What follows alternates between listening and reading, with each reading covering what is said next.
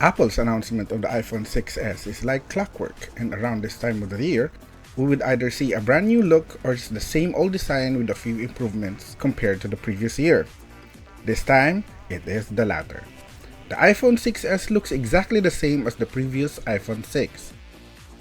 Same 4.7-inch display, same metallic build, same battery, and also the same color. In fact, it would be almost impossible to distinguish between the iPhone 6 and the iPhone 6s, except for that small letter S printed at the back to signify it is the new model.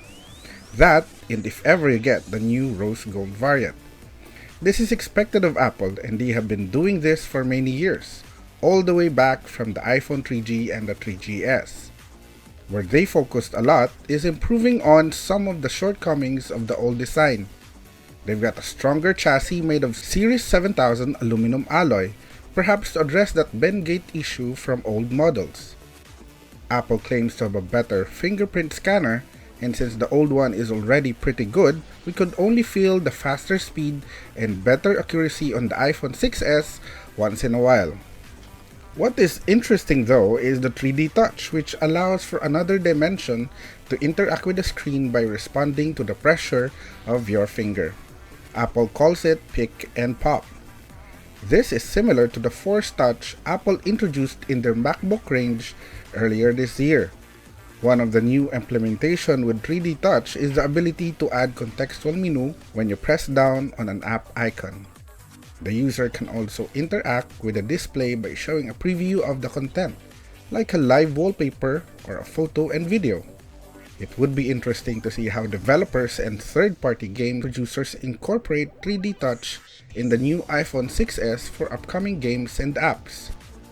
As usual, the iPhone 6s works flawlessly with any games you run on it, as the new model is now powered by a dual-core A9 chip and 2GB of RAM. Display quality is crisp and clear, although it is still clearly behind compared to the Full HD and Quad HD smartphones we've seen in the last couple of years.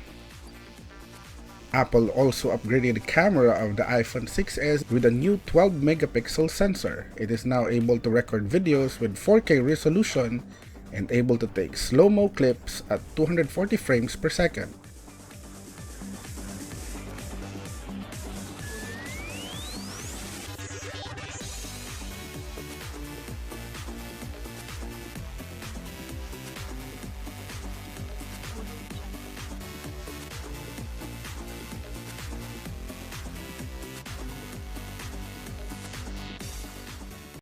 For those who love taking selfies, the front camera has been improved from 1.2 megapixel to 5 megapixel with the display screen acting as a flash.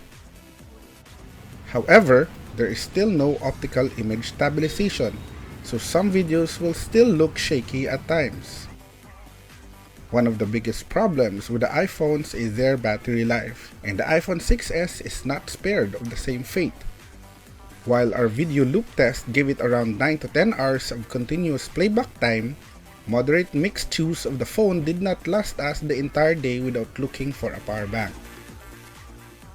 With the release of iOS 9, there are new features and functions that are now available on the iPhone 6s as well as the older models.